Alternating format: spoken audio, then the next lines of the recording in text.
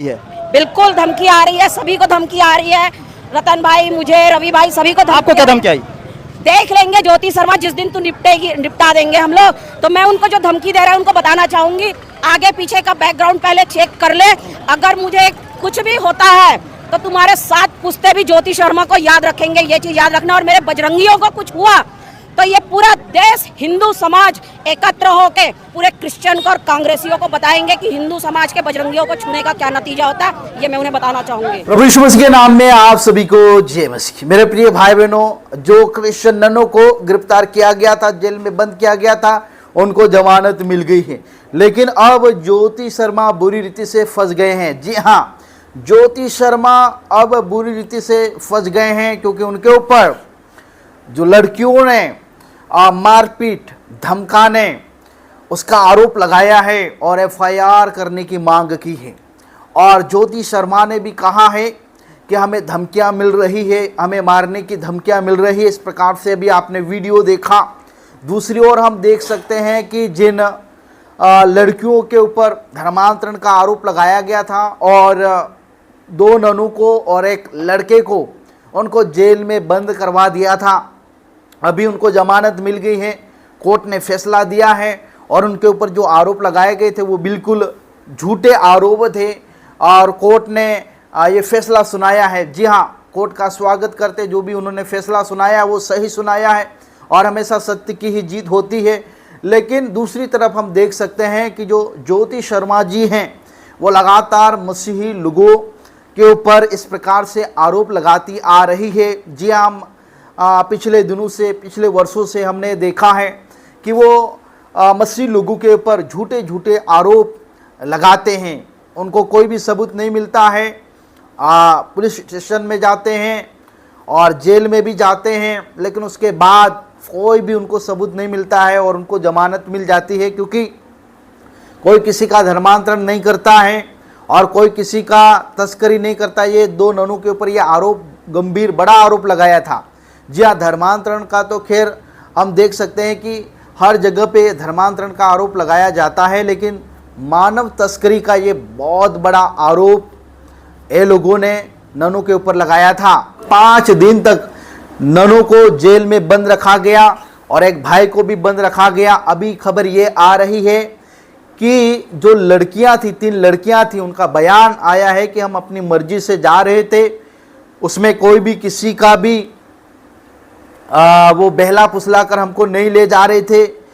आप कोर्ट का जो एनआईए अदालत ने जो फैसला सुनाया है वो सबूतों के अभाव पर उन्होंने फैसला सुनाया और ये जो फैसला है ये बताता है कि जो क्रिश्चियन लोग हैं किसी का भी धर्म परिवर्तन नहीं करते और ना ही किसी का तस्करी करते हैं। ये गंभीर आरोप हम देख सकते हैं कि उन्होंने लगाया था और पुलिस ने उनको गिरफ्तार किया था। जी हाँ, और दूसरी ओर ज्योति शर्मा जी बोल रहे हैं कि मुझे धमकियां मिल रही हैं, मारने की धमकियां मिल रही हैं, ऐसी धमकियां मिल रही हैं। तो मेरे प्रियो, मैं आपको बता देना चाहता हूं कि क्रिश्चियन लोग किसी को कोई मारने की धमकी नहीं देते हैं, क्योंकि परमेश्वर का वचन हमें ये नहीं सिखाता है। परमेश्वर का वचन हमें प्रेम के बारे में सिखाता है।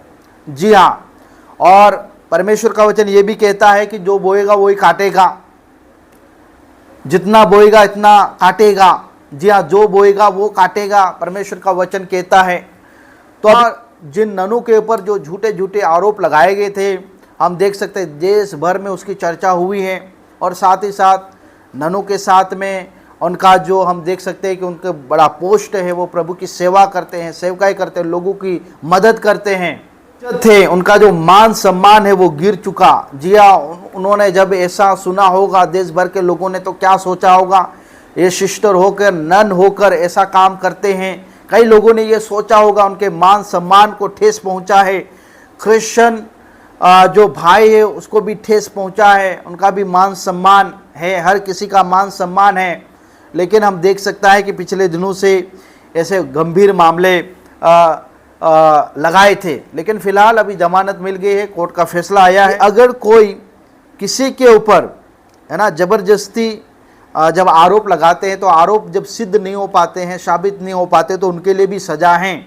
जी हाँ, आईपीसी धाराओं के तहत, आईपीसी धारा 211 के तहत यदि कोई व्यक्ति जानबूझकर झूठा आरोप लगाता है, विशेष रूप से किसी को आपराधिक मामले में फंसाने के इरादे से, तो उसे 7 साल तक की सजा और जुर्माना हो सकता है। खास करके आरोप गंभीर होना चाहिए।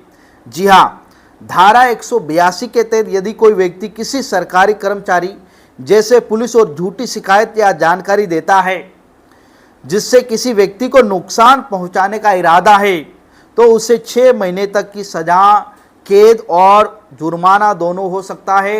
ये मैं नहीं बोल रहा हूँ, ये आईपीसी धारा, भारतीय दंड संहिता की धारा बता रही है। जी हाँ, धारा 499, 500 के तहत यदि झूठा आरोप मनहानि का कारण बनता है तो पीड़ित व्यक्ति मनहानि का मुकदमा कर सकता है। इसमें 2 साल तक की सजा या जुर्माना हो सकता है।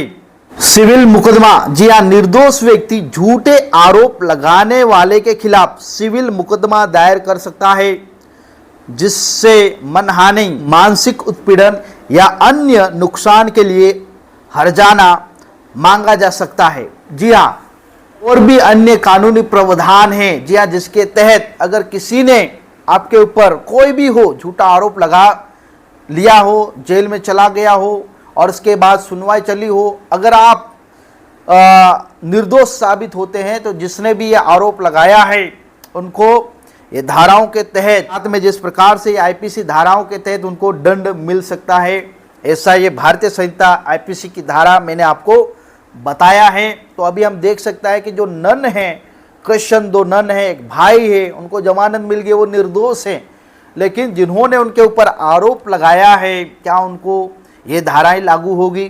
क्या उनके ऊपर कुछ कार्रवाई होगा?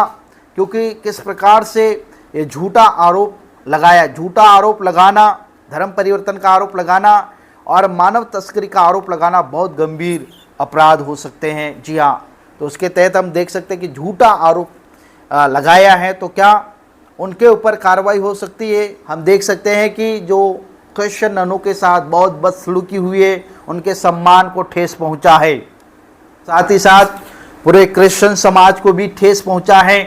क्रिश्चियन समाज के ऊपर ये आरोप लगाया है कि क्रिश्चियन लोग धर्म परिवर्तन करते, ये करते हैं, वो करते हैं, लेकिन हम देखा कि कोई भी जो आरोप है वो सिद्ध साबित नहीं हुए हैं। हमारा काम है प्रार्थना करना। हम उन लोगों के लिए भी प्रार्थना करते हैं जिन्होंने ये कार्य को किया है, झूठा आरोप लगाया है, वो भी प्रभु को जाने, प्रभु के प्रेम को जाने, यीशु के ऊपर विश्वास करो, बाइबल को पढ़ो, तो आपको परमेश्वर का प्रेम आपको मालूम चलेगा। जी हाँ, सबसे बढ़कर है, परमेश्वर का प्रेम सबसे बड़ा है। तो जो भी झूठे आरोप लगाते हैं, इस प्रकार से धमकाते हैं, इस प्रकार से हम मारपीट होता है, ये बिल्कुल गलत हो रहा है, गलत हो रहा है। सभी को जय मसीह की, प्रेज लॉर्ड।